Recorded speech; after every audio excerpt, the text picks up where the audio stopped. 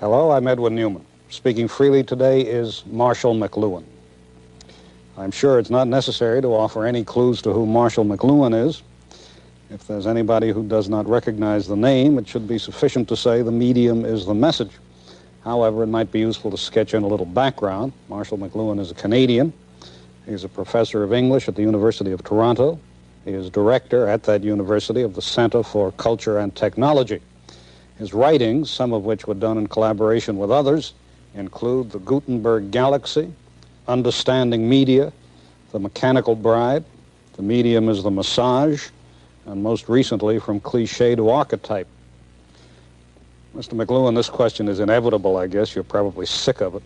Why is the medium the message? Why is not the message the message? Where would you look for the message in an electric light? Is there necessarily a message in an electric light? There certainly is. Or a candle. The medium and the message are the same. When you think of the medium as a container, you are thinking in visual terms the hidden meaning of a container is the visual habit of man to put something in its place or around something. The visual man has very much an inclination to make things contain things. But visual space has very peculiar properties. Static. Most people think of space as static. As, for example, the space between you and me, as something that is constant. That is, between you and me, there are so many inches or so many measures, and that those are the same no matter who's sitting there.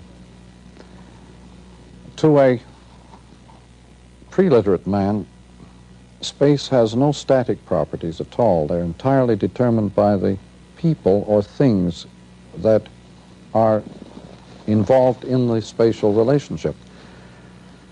So that a person is thought of as creating his own kind of space and not as being inside space. The pre-literate man, the man who lives more by ear than by eye, does not think of himself as being in space at all. There's a delightful little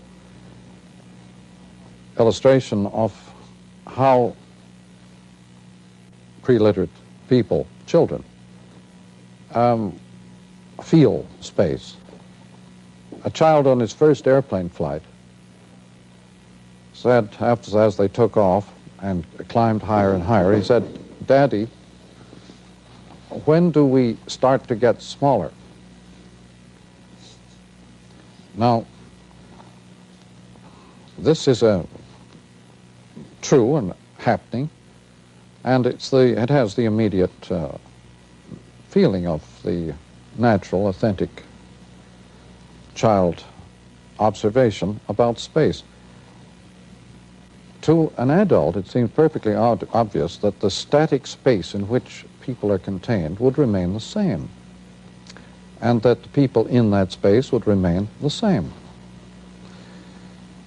In point of fact, this is an illusion on the part of the adult. The child is much more in tune with the reality than the adult in this matter. The child is replying to or responding to a dynamic space created by changing physical relationships. If the physical relationship, Professor Mcluhan, does not change, as between us, for example, does the space change? There's an entire study of this sort of thing by Edward Hall. It's called The Silent Language. It's a study of the kinds of spaces that people use between one another in their daily lives. And he points out how in various parts of the world these spaces vary enormously. And one of the more striking illustrations is the Arab space, preferably 8 inches between people who are friendly, because they like to smell each other. This is Arab? Arab space. Now, the visual man prefers the sort of space that there is between you and me. They like to look at each other. They don't think of a friendly relationship as primarily based upon the sense of smell. As a matter of fact, that's discouraged in our society. Yes, a visual society is very hostile to odors, except as means of disguising physical facts. And this, the more literate the society, the more narrow the sensory area of awareness, the more specialist, the more concentrated on visual factors. A friend of mine was recently on an expedition with some Indians. He has as a job the finding of the proper names, native names for various places and lakes and rivers in Canada. And when they were coming home one evening, they got off trail, and after a while he said to one of the Indians, "We're lost." And the Indian looked quite startled, and he said, "We not lost. Wigwam is lost." The idea, you see, to an Indian, the idea of a human being getting lost is meaningless, because the man makes his own space. Now, the wigwam could get lost because it is not that dynamic factor that the human being is. This Ed Hall's books on the study of spaces between people, personal spaces, are quite startling, and their way of revealing our very peculiar assumptions. Well, to take this one step further, you have written, "It is no longer possible to take a fixed position for more than a single moment." Is that meant literally? Do you mean anything literally? Perhaps I should put that question to you. You can see that a point of view literally means a static position with a vanishing point. Now, in practice, there is no such position, and perhaps there never was. To a person sighting a target with a very high precision instrument, there might be a point of view on a particular object, a target. This idea of a fixed position from which to see things in perspective is a very recent origin in the Western world. And in Shakespeare's time, it was a completely new and exciting experience. It is a kind of outlook that ran into all sorts of difficulties with the scientists in the 17th and 18th centuries, with Newton and others, and Berkeley or Berkeley.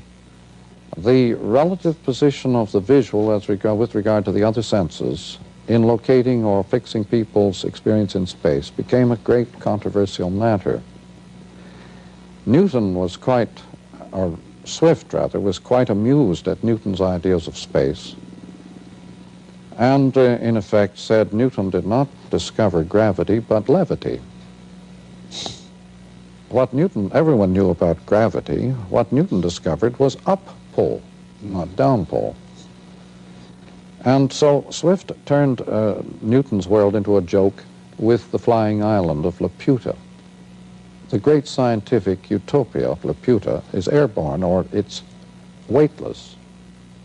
It's strange that our scientists have given up on weightlessness as a means of solving transportation problems.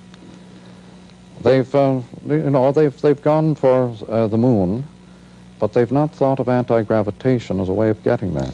Why do you say they've given up on it, since they do take account of it in space travel? And if space in what way?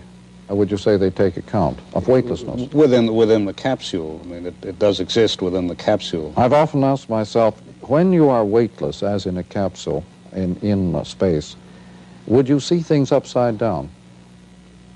As you know, the normal human mode of perception is at all times upside down. Why do we turn them right side up? Nobody knows. No psychologist even has a theory about why do we see upside down and turn things right side up. Now, if there's any gravitational cause for this flipping the image, then it would be possible or imaginable that in a weightless state we would see upside down and keep it upside down. But the Stratton glasses were invented to enable us to, when put on, they turn the world upside down again. It takes a while to, having put them on and seeing the world upside down again, it takes a while before you turn it right side up. It takes several hours. Then if you take the glasses off, the world goes upside down again and stays that way for several hours. Nobody knows why people do this. And it's very strange. And I've often wondered whether weightlessness would in any way affect this. Now, in the Eskimo world, for example, there is no upside down. You know, small children don't see pictures right side up or upside down. It doesn't matter which way you hold it to a small child, say a 2 or 3-year-old. It's the same. It's only later that this habit of right side upness begins. Now, why? I don't know, and nobody knows. But in the Eskimo world, there is no attempt made to turn pictures right side up. They stick them on their igloos and so on in any position at all. And they're always amazed when visitors come and start craning their necks around to see these pictures. They think it's very amusing because they don't see any they don't have any upside down. When they're drawing a picture, they're just as happy drawing underneath the table. When they come to the edge of a table, they go under and draw up without seeing as freely as when they see. They don't need eyes in order to draw. And they don't think of drawing as for the eyes. But this habit of sensory orientation by which we think of space as a fixed container has had an enormous effect upon our ideas of the medium as containing a program. Before you go ahead on that, may I just ask you, by the way, if the Eskimos do not consider drawings to be, or drawing to be for the eye, what do they consider it to be for? Tactility has great priority over sight in their world. Is it more nearly a form of sculpture then than it is drawing? And as you know, in contemporary poetry and art, the priority of the sculptural or the tactile has replaced the visual order. The scandal of Cubism, or the scandal of much symbolist art, was the scrapping of visual space, the throwing aside of the visual in favor of the audile tactile. Of course, at the same time, quantum mechanics was discovering that the physical or chemical bond was resonance, that there is no connection in matter. That is perhaps another way of coming to this medium and the message thing. In visual space, we think of things as continuous and connected. There is no connection in auditory space or tactile space. To the sense of touch, there are no connections. There are only resonances, beats, rhythms, closures. And to smell, to all the other senses, kinetic movement and so on, there is no continuity, no connection, only discontinuity.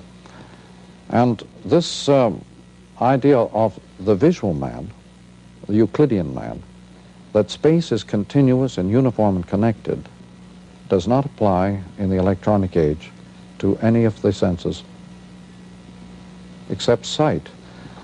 And under electronic conditions, even the visual has lost that continuous character.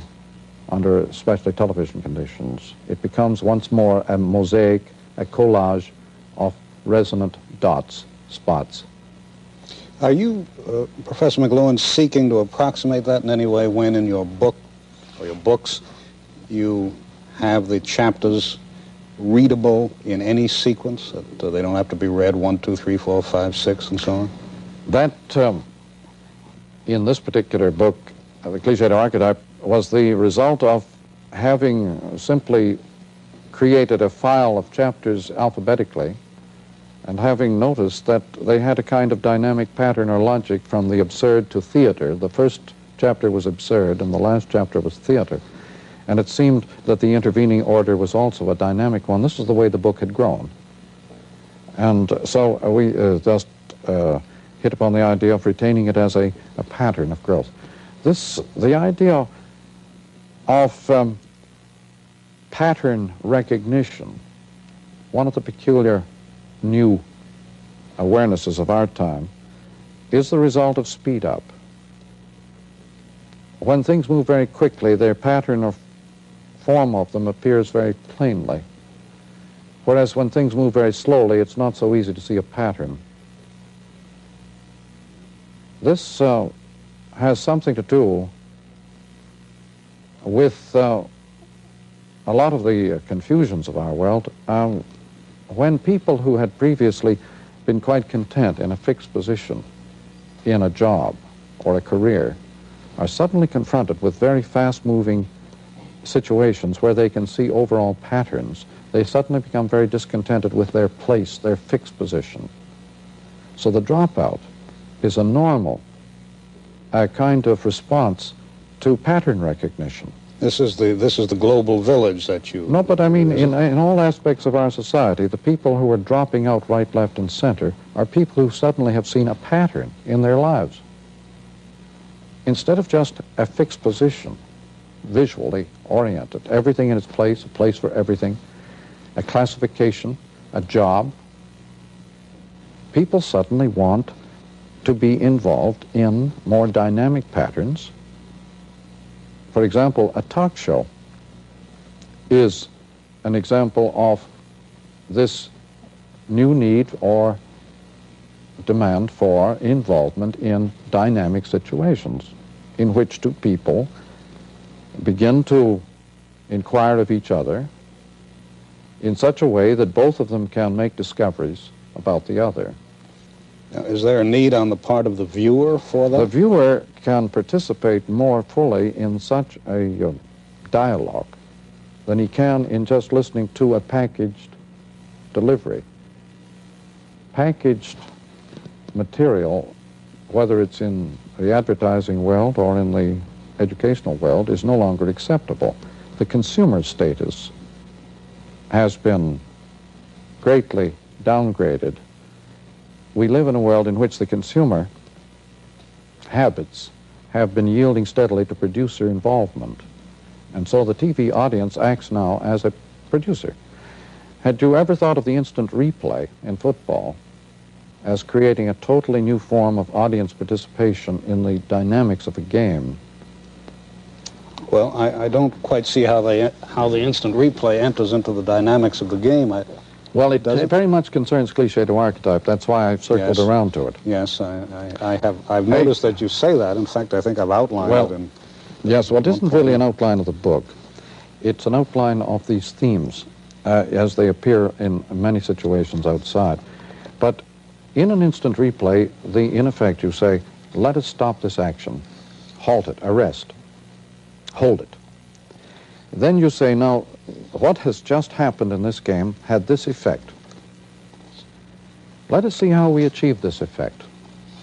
Let us replay that action and observe how this particular effect was attained. Now, this is the attitude of every artist to every artistic production. He says, in effect, hold that action. I want to capture it in another medium. But are not the dynamics, let us say, of a football game, which is most of what you're talking about, confined to the field on which the game is being played? Well, in the case of football, you have an audience without which there would be no game. What would a football game be without an audience? It would be a practice.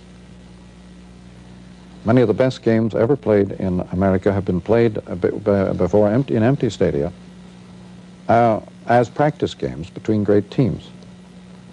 But because there's no public, there's no game. Now, today, the name of the game has become a sort of... There's a game, but there's no spectacle, perhaps. No, there's no game at all without a public. Without the audience, there is no game. In a theater, if there's no audience at all, you have a rehearsal, but you don't have a play. Now, in the case of playback, you are in the presence of the artistic process. An artist always says, how could I get that effect? I must go back and replay it. So what has happened to football since the replay is that the public now demands that the game be changed so that they can see the process by which the effects are attained. The games are even halted until the replays are completed on TV. It isn't just halted for the ads, but for the replays. Now, I must say, Professor Mcluhan, I had the impression that the replays were played on television while the team with the ball was going into a huddle and... Yeah, but they sometimes have to wait until the replay is completed. The public sometimes bring their own sets to watch the replays during the game. I hadn't known that. They take these sets into the stadium, do they? And they use the sets in the stadium, in the lobbies and so on, eagerly during the game, too. Now, this is a new form of participation in the game as process. Now, in our time, the public has demanded access to the artistic process in every field, including the schoolroom. The learning process is now something in which children expect to participate, not just as consumers, but as producers. And they get this from TV. This is because of the speed up in communications, is it? Yes, and because TV is in a par excellence way a medium of processes. It reveals processes as never before, not just products. So that you only have to watch the more effective forms of advertising to see that the ad is never presented as a product, but always as a process of participation. This is where Sesame Street has shone, made by Madison Avenue experts. It shows the entire learning process in action and in the best advertising style. But the need for participation in process, as I suggest, is very much indicated in the popularity of talk shows, where dialogue or Johnsonian probing and digging of assumptions and patterns and so on is back in popular demand. Whereas the lecture and any form of potted packaged stuff is dead. Is dead on television. Or dead anywhere. It isn't acceptable in the classroom anymore. But it is certainly acceptable to take a small point outside the classroom. The lecture circuit in the United States, for example, is enormous, isn't it? You could lecture 6 times a day, I imagine, if you wanted to. I'm not sure. I'm just not sure. You may be quite right that there is an enormous popularity of lectures at the moment. I think this may have something to do with people, though, going into circuit who are well known in some other medium. Yes, that's perfectly true. But here again is where the medium is the message. In any case of a medium, the so-called content is always another medium. In movies, the content is not a movie. It's a book, a play, a vaudeville act. It is some sort of turn from another medium. In vaudeville, the content is always from some other area of the community. No medium ever uses itself as content, except the electric light. That's why I mentioned that earlier. A light is an example in which the content and the medium are the same thing. There's only one. There are not two.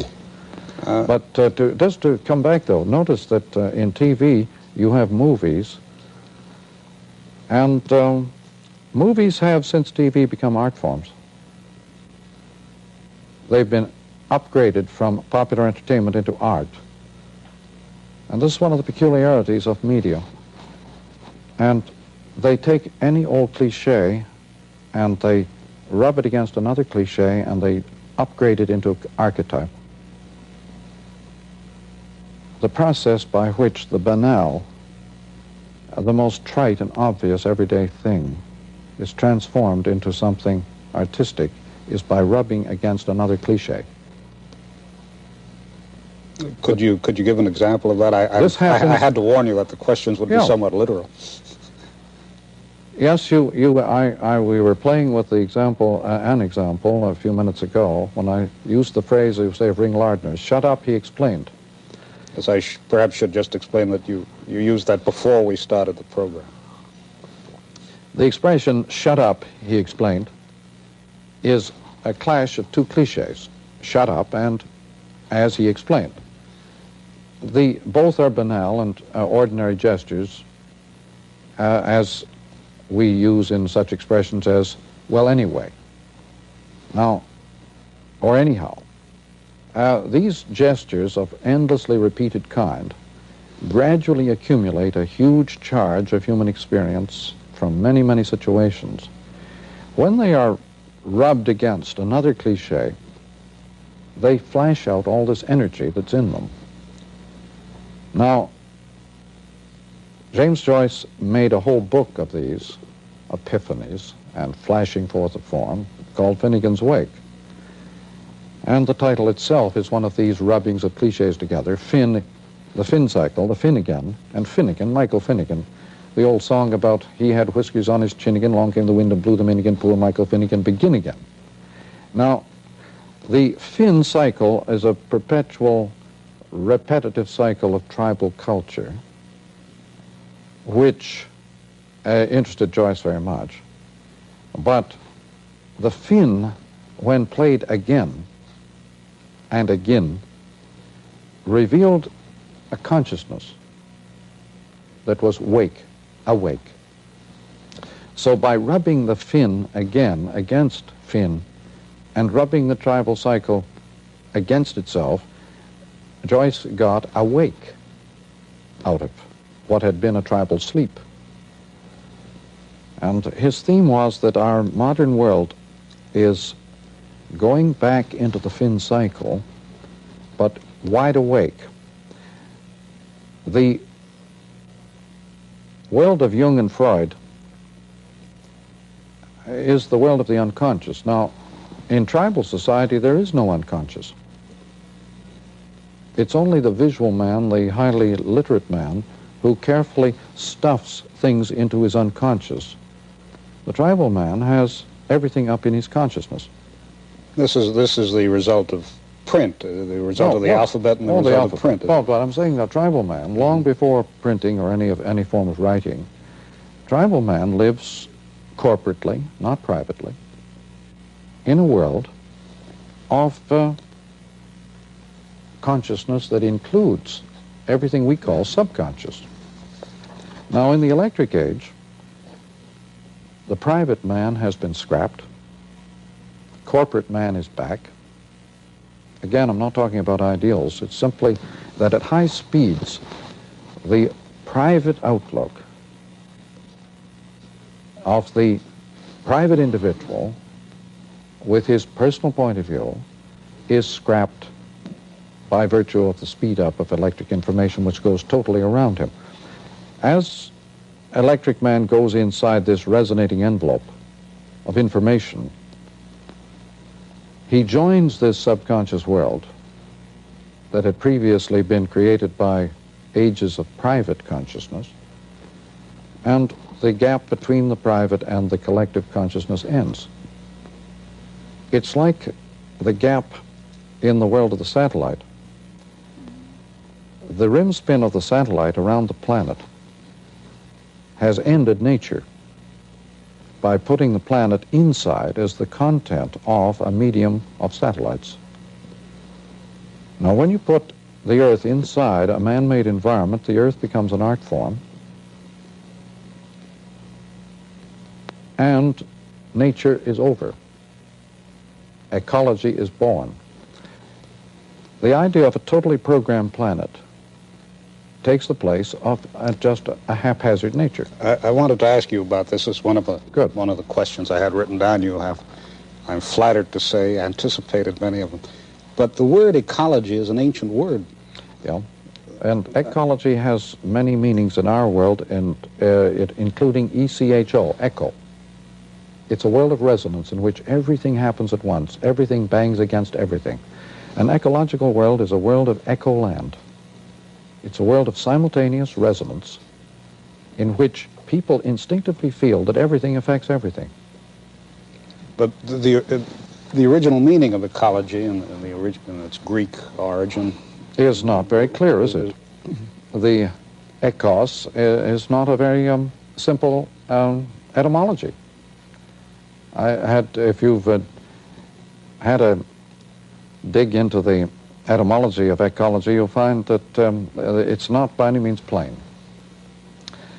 And it's a nice echo word, and it's a nice resonant pun word. It's takes you into a space where there can be more than one meaning simultaneously and contradictory meanings. When you move into a world of contradictory simultaneous meanings, you're in the world of puns. Of which you are very fond. Well, puns are simply ways of seeing more than one side, or hearing or taking more than one side of a thing at a jump. It used to be done in terms of the Irish bull. You never hear any more about the Irish bull.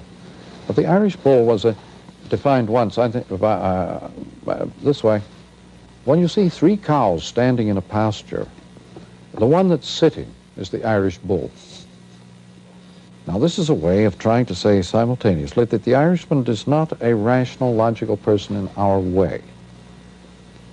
That he knows very well that the Irish bull is lazy. And he does not intend to be dictated to by women. And so the Irish bull is, if there are 3 cows in a pasture, the Irish bull is the one that is sitting. This is a very irrational statement, but it captures instantly this peculiar quality in an illogical world. A title like Cliché to Archetype is simply a way of drawing attention to the fact that simultaneously the most profound things and the most superficial things are the same.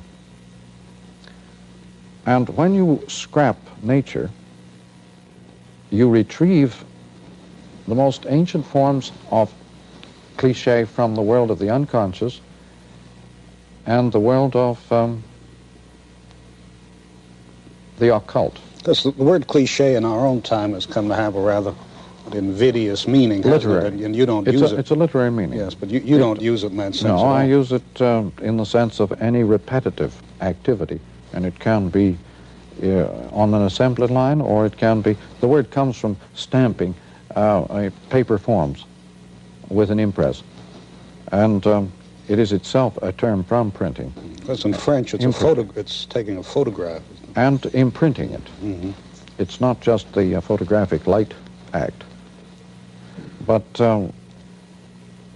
this fact that a new environment, such as radio, any new service environment, is a cliché. It isn't verbal, but when printing was new, it created a total new environment of services that became a cliché. Now, you have written, Professor Mcluhan, that printing created nationalism and it created individualism. How did it do that? Print, for example, created what we call the reading public. There was no reading public in the Middle Ages, in the age of the manuscript. There were many kinds of publics. Today, at very high speeds of information, there is no longer a reading public. There are multitudes of reading publics, multitudes of listening publics, viewing publics, many, many kinds of publics. There used to be, in the 19th century, a much more unified public. In the 18th century, very much so too. But since the electric age, we have decentralized, and nationalism is collapsing on all fronts in our time into tribalism or into all sorts of little small cultures. Well, with the coming of print, it became possible for the first time for people speaking a single language to have a common political form based upon the written word.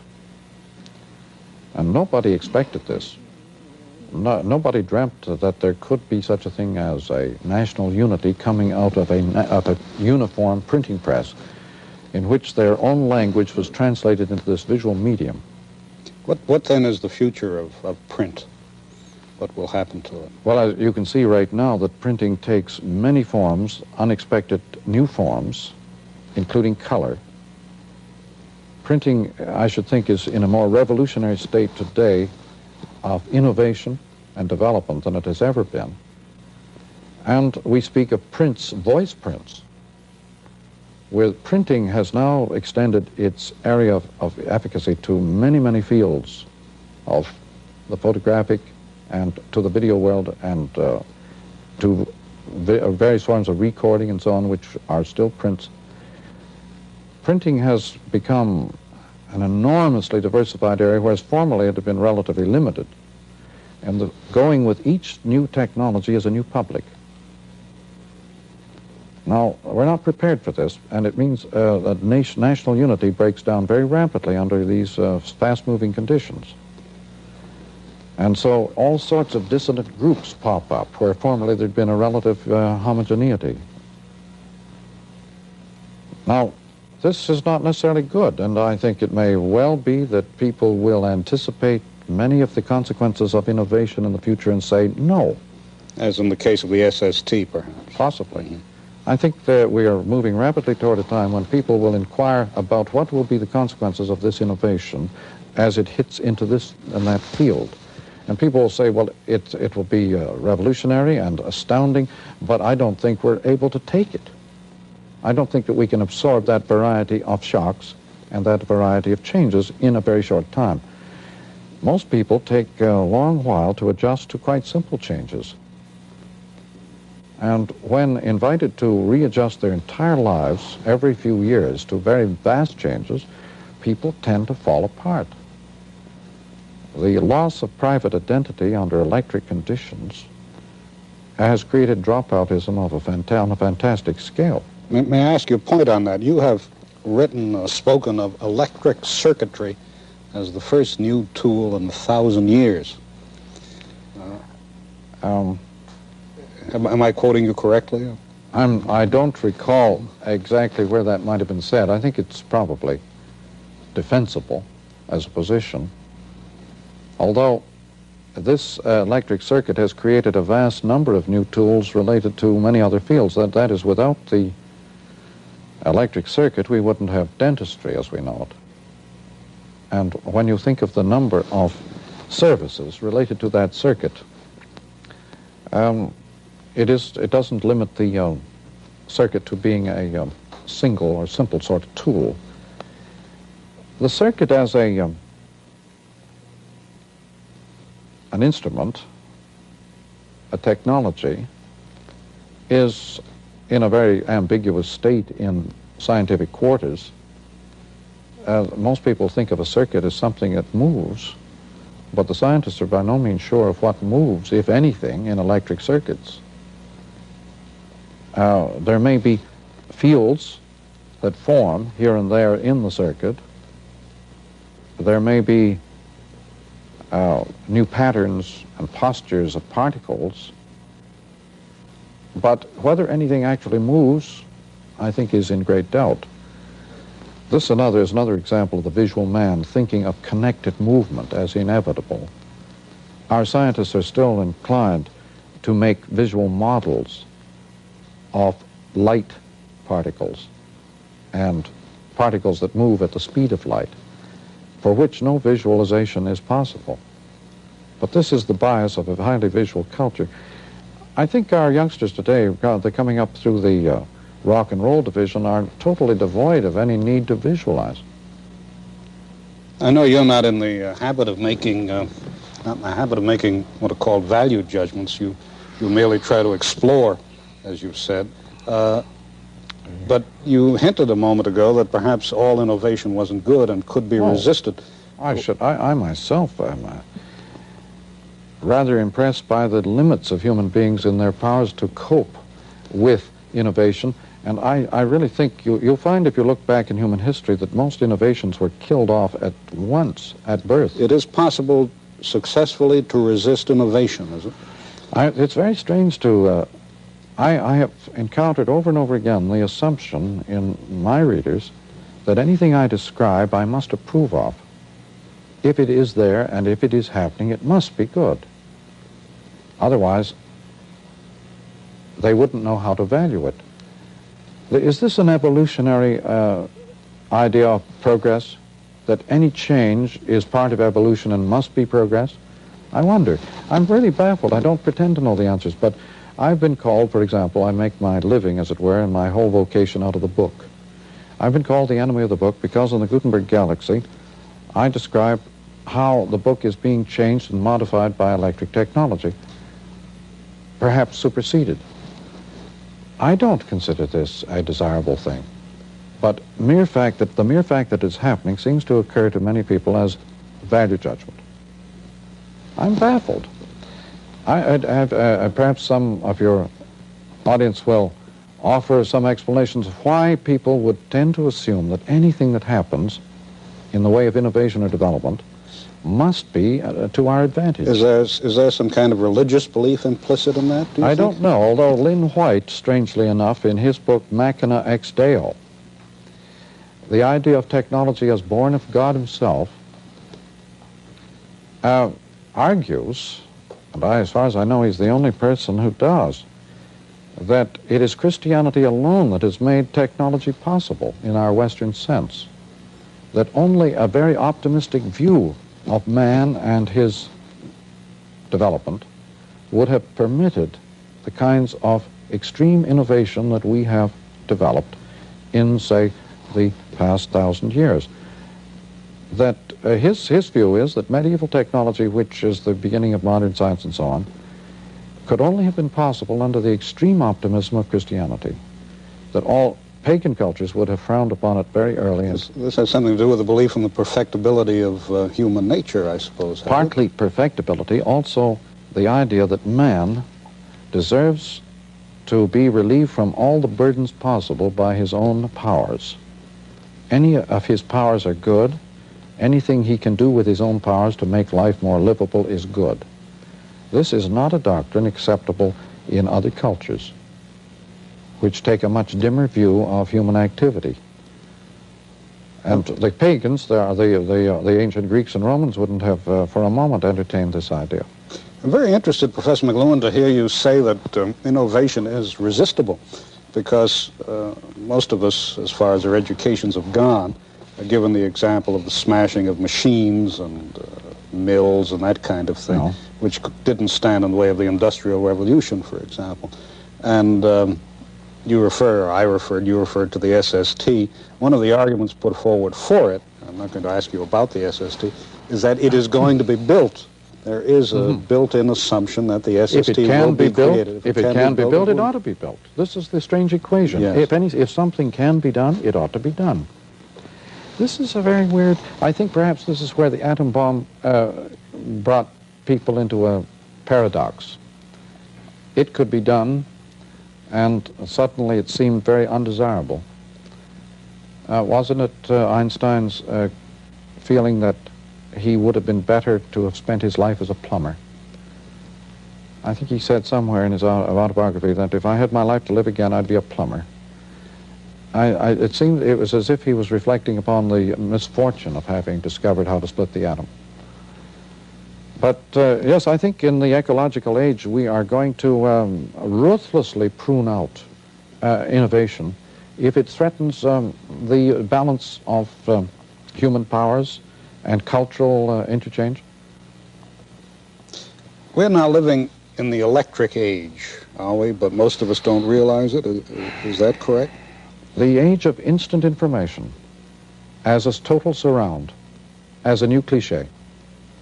You see, fish, it's not my invention, but someone said, we don't know who discovered water, but we know it wasn't a fish. People never are aware of the things that are totally surround them, and hence the cliches of technological environment are invisible. The emperor's new clothes are always invisible,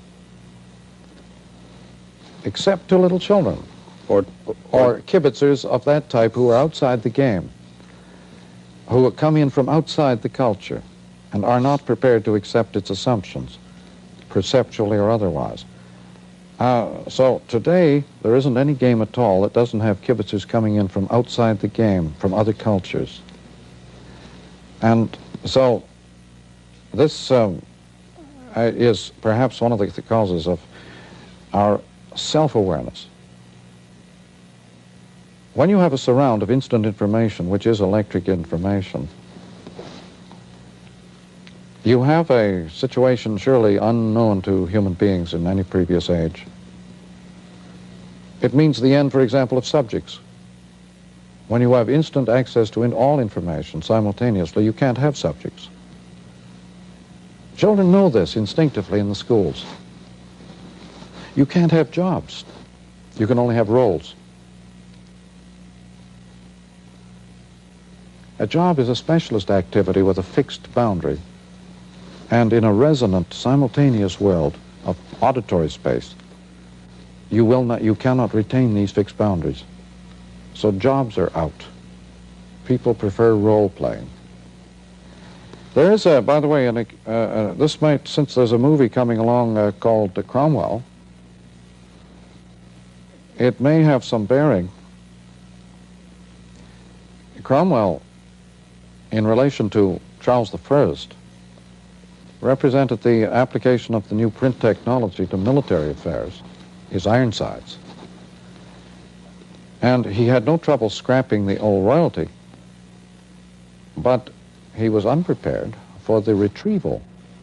It's one thing to scrap, turn into camp or old hat, some recent thing, but usually when you scrap something recent like that, as print did when it scrapped the scribe and the scholastic philosopher, there's always another kick or flip, a retrieval, a sudden return of something long forgotten. It happened with us electrically with the coming back of horoscopes, ESP, and the occult. In the age of Cromwell, what came back with the destruction of monarchy was the saint. The royal martyr was transformed into a saint. And the highly religious society of Cromwell's time, Puritan society, was not prepared to entertain a royal martyr, a sudden retrieval from primitive Christianity. Well, could that have been avoided if the king's head had not been cut off? Was that a practical matter? Or I don't know. I've never heard the matter raised before. But, you know, Hamlet was somewhat in this position. One of the reasons why Hamlet, Fortinbras, the strong man, comes marching on the stage, poor Hamlet, he was an ideal prince, but medieval style. Loyal, devoted, and fun-loving, an actor, loving the profession of acting and the games of acting, but utterly unprepared for the serious, grim business that Fortinbras and his efficiency experts were bringing onto the scene. Hamlet was suddenly out of a job with the print. Not Wittenberg, but Gutenberg finished off Hamlet. He was scrapped and thrown on the junk heap by Fortinbras, the Cromwell of his time. The idea of marching in even rows was a startling and innovation of that time, an irresistible thing. Even in Napoleon's time, it was considered a radical to drill men on the field in rigid rows in marching in uniform patterns. Napoleon laid planks, I've been told, on the field so that his yokels could march in straight lines, because it's not natural to march in straight lines in sequence. And he tied the legs of his men together 18 inches apart so they could march uniformly. This turning a group of men into a machine, an irresistible, uniform, repetitive machine. This is what Cromwell discovered. And the turning of society into a great machine of repeatable, replaceable parts was the Gutenberg thing as it was extended to the military and so on. But that is going now. It is going, and in place of that you have the guerrilla. Mm-hmm. Helped along enormously. The guerrilla fighter, he may invade this studio at any moment to report or resist some outrageous thing said on this program. It's happened recently, as you know, in some of the talk shows. Well, he can't do it here because we're cleverly evading that by taping this in advance. But I suppose the principle is the same. I suppose what is different in our time in particular is the idea of the urban guerrilla, isn't it? Yeah. And we've had some strange examples of it up in Canada. But the sudden discovery of anonymity within the city, and in Quebec, the captors of Mr. Cross lived in the same house with the police on another floor and remained totally invisible for 6 weeks. Should this not, under the theories you've been setting out, disappear as we begin to lead this more corporate life that you've talked about? Should not the anonymity, the cutoff, should they not disappear? Anonymous is a strange thing. I'm just thinking about the peculiarities of anonymity. Siegfried Gideon has a wonderful chapter on anonymous history in Space, Time, and Architecture, in which he explains that all the things we do absent-mindedly, without any special awareness of their full intent, these are the things that create environments that, in effect, are anonymous history of our own inner lives. That just as we record the history of our inner lives on our faces, so corporately we record the history of our lives and our motives in the anonymous objects of the environment. All sorts of humble objects, whether ads or comics, all sorts of things of that type that constitute really the most revealing patterns of our inner lives. I want to choose arbitrarily in the rather short space of time we have left and ask you a question that really has very little to do with what we've been talking about, but which I find very interesting. You've said anybody whose appearance strongly declares his role and status in life is wrong for television. Why is that? Matching, not making. The old concept of casting, I'm not adequate here, but the concept of casting in Hollywood necessarily is very different from the concept of casting in TV. And I've noticed myself that one of the effects of TV on me is that as I walk around in the world, in the ordinary, say at airports or anywhere at all, I'm amazed at the number of people who I instinctively feel would be tremendous TV material. Now, whether these same people would be good movie material, I doubt. A natural movie person has to match some category. He's perfect for this category. I don't think you have to have categories for the TV casting in the same way that you do this simple correspondence of matching, one-to-one matching. Then what was it about these people you saw at airports, for example, that made you think they'd be great for television? Costume. Role-playing. Today, the airports and our airplanes and our business world, our streets are full of festive, role-playing people in festive mood, going about their everyday lives as if they were medieval characters, with strange and unexpected hairdos and wonderful colors in their clothes and garments and patterns in the same. We hear about the ancient medieval clown wearing his motley, but amazing numbers of people today are dressed in motley. This is cliche to archetype, is it? Yes, I suppose you could say there's a retrieval of ancient cliche by means of the new cliche of TV surround. But TV viewers seem to go richly for role-playing and acting and love costumes. Now, here is where the big midi hassle is. The midi is a dress and not a costume.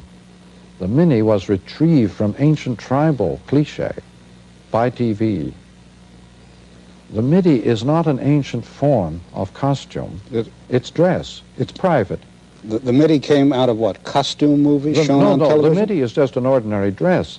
I should say the maxi. The maxi and the mini are costumes from other cultures. All tribal societies wear miniskirts, men and women alike. The Venus de Milo wears a miniskirt. But a miniskirt is a costume and is not a dress. And when you put on a costume of that tribal kind, you put on the power of the whole tribe. The miniskirt is power. The midi is merely a private preference. It's personal and individual. The mini is not personal. It's tribal and corporate and is pure power. And so that's where the hang-up is, if you can talk about hang-up in mini. It's a form of high-rise which has tremendous power behind it. It is high-rise architecture, and miniskirts have much in common. Both are returns to the module, the repetitive module. But yes, the mini and the midi are examples of cliched archetype that we could spend a long time on. Professor Mcluhan, we have unfortunately only 1 minute left. All right. You may not think that's so unfortunate, but could I ask you, what guidance would you offer ordinary people to find their way through life as it is today in about 30 seconds? Well, I think we live in one of the richest, in fact, incomparably the richest age of all human history. There is nothing even remotely approaching the riches of human experience and knowledge and the diversity of human condition today, and our access to all times and places and all pasts and presents and all futures contained in the present today. I can't imagine anything more rich or exciting. On the other hand, if you say a guide, surely the guide is simply to use our perceptions to their maximal powers of enjoyment. I suggest that we begin to consider the world as we have now presented it as a spectacle of very rich enjoyment. Thank you very much, sir. Marshall Mcluhan has been speaking freely. Edwin Newman, NBC News. Thank you, and it's so much more comfortable here than when we started. It's warmer, and I'm sorry that you didn't get to ask many questions, but because I would have enjoyed playing with more.